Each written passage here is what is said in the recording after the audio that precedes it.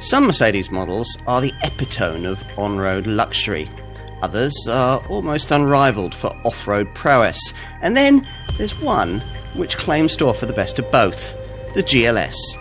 This is one of the very few super luxury SUVs that can seat 7 fully sized adults, and it claims to be able to do so while offering a properly dynamic drive on road as well as extreme capability off it. This is the 3rd generation design in this model line, and it claims to be smarter, plusher, more refined and even more appealing than before. Not everyone is going to feel comfortable piloting something of this size, but provided you do, then GLS motoring is a pretty fabulous way to view your everyday world. The great all-round visibility that you get from your lofty perch behind the wheel makes manoeuvrability a lot more straightforward than you might expect, and in any case other road users tend to scatter as you bear down upon them. Now, there are, in theory, 2 models on offer, but given that one of them, the Mercedes-AMG 63 4MATIC Plus, has a 34-litre petrol V8 installed up front, in practice almost all sales will be of the GLS 400D diesel variant that we're trying here. If you happen to be familiar with the previous generation X166 series GLS, then you'll be expecting a few mechanical changes, given the way that model was merely a lightly evolved version of a design originally launched way back in 2012. Sure enough, there's a stiffer, more sophisticated all-new MHA, that's modular high architecture platform. And the diesel engine on offer here is also different, now a straight 6, and now putting out 330 horsepower, 72 horsepower more than the previous shaped GLS 350D could manage. The way that it transmits torque to tarmac's different too, and much more sophisticated. The old model had a fixed 50-50 torque split front to rear. This time round, power delivery is variable between the axles, generally defaulting to rear-wheel drive on tarmac, but able, on demand, to shift up to 50% of torque frontwards via a clever centre differential. Ride quality from the Airmatic air suspension is good, but not quite as supple as a rival BMW X7. But this GLS is much more capable off-road than that Munich model, particularly if you pay more for the off-road package, which includes a proper low-range version of the standard 9-speed 9G-tronic auto gearbox. Efficiency figures, well, they're not especially competitive. This GLS 400D manages up to 30.7 miles to the gallon on the WLTP combined cycle and up to 231 grams per kilometre of WLTP rated CO2. But with a 90-litre fuel tank filled, you'd probably be looking at a driving range of around 600 miles. So it's big. Of course it is, even more so than the car it replaces, which already was large enough to make your neighbours question their right to light restrictions.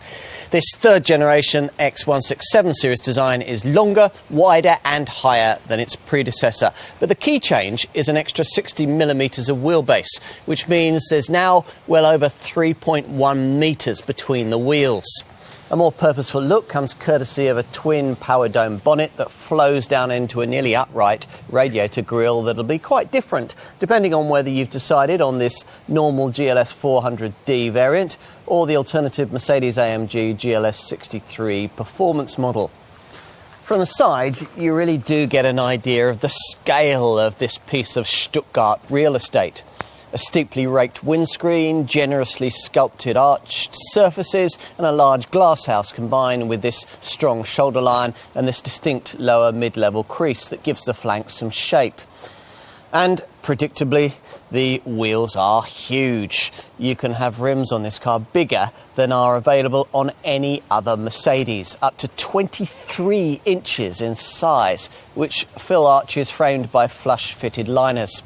It's imposing from the back too, a powerful shoulder muscle extending from the rear doors to the 2-piece LED tail lights with 3-dimensional signatures, lamps linked by this central chrome strip. So, what kind of interior should a car like this have? Opulent, obviously, but S-Class-like? Is the luxury cabin of a boardroom-level limousine really appropriate to the lifestyle of a properly capable family SUV?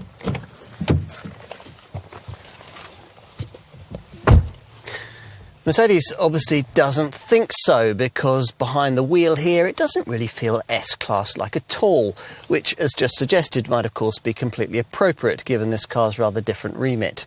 You sit higher up, of course, and pretty much everything's borrowed from the brand's smaller GLE model, including these spherical central vents and these arched grab handles either side of the main touchpad. As you'd expect, there's an exemplary standard of fit, finish and materials quality, with a very high-end blend of leather, open-pore wood and aluminium accents.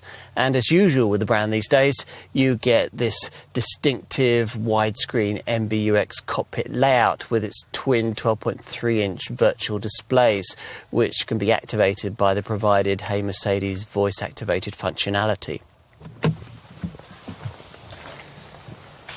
Time to take a look in the rear.